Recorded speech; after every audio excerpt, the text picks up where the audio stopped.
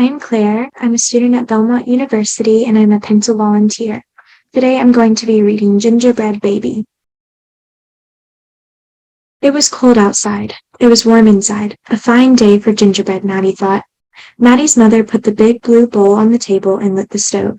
Maddie took down a worn-looking cookbook with old-fashioned writing on the cover. He opened it up to the page that said, Gingerbread Boy.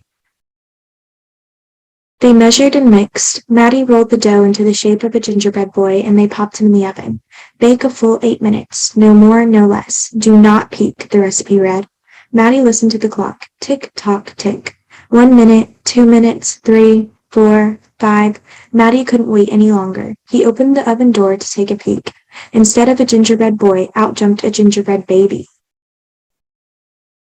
He pranced around the big blue bowl. I am the gingerbread baby, fresh from the pan. If you want me, catch me if you can. Maddie's mother reached for the gingerbread baby to put him back into the oven, but he ran all around the kitchen. The door opened, and in came Maddie's father. What's that delicious smell? He asked as the gingerbread baby tumbled through his legs and outside into the yard.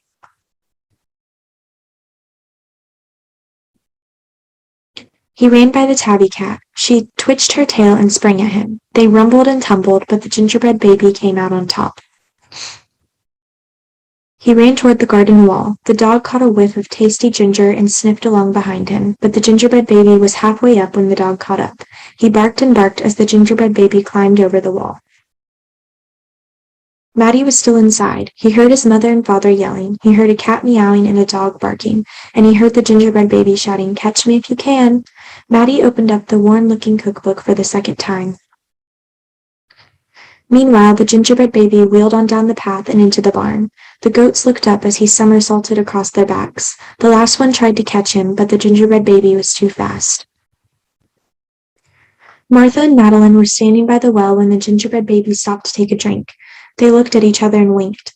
Martha started to talk to him while Madeline tiptoed up behind him with the bucket, but they couldn't fool that gingerbread baby.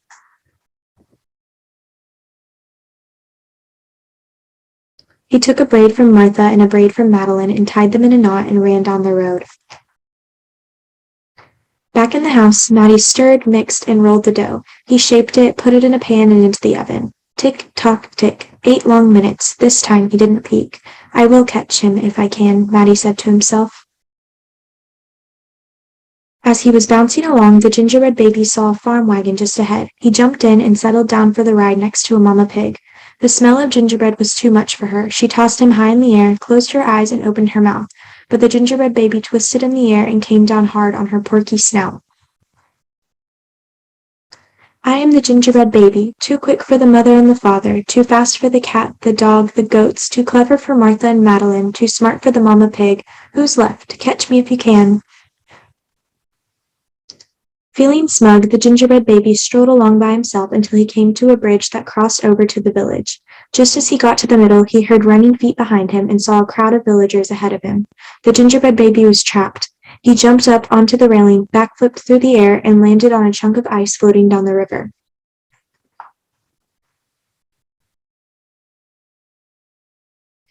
The ice bobbed along with the gingerbread baby dancing on top and singing in a loud voice, Look at me, and what do you see? The best gingerbread baby ever, until his feet got cold and he jumped ashore.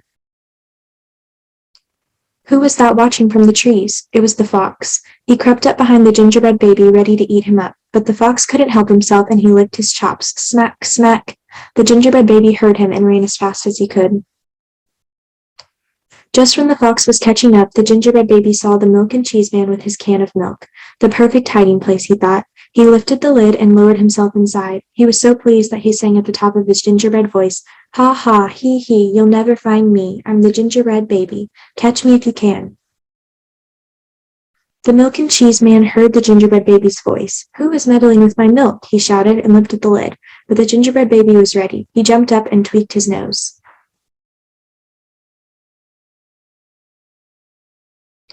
Now the milk and cheese man, the fox, the villagers, the mama pig, Martha and Madeline, the bleating goats, the barking dog, the meowing cat, the father and the mother were all after the gingerbread baby and getting closer, and he knew it. The brash baby was not as peppy and proud as he had been. He sniffed a familiar smell and followed his nose into the woods. He couldn't believe what he saw. There in the middle of a clearing was a gingerbread house, frosted with sugar, covered with candy, and doors with peppermint handles wide open. The gingerbread baby clapped his hands with glee and ran inside.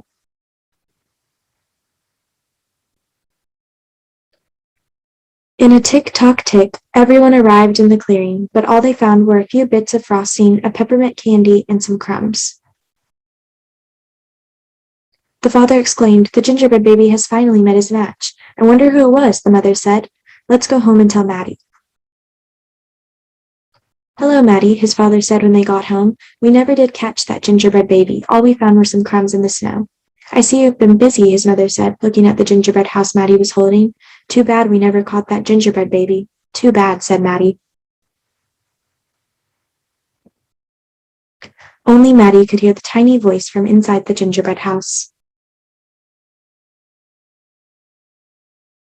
"I'm the little gingerbread baby, lucky as can be, to be living in the house that Maddie made for me." The end.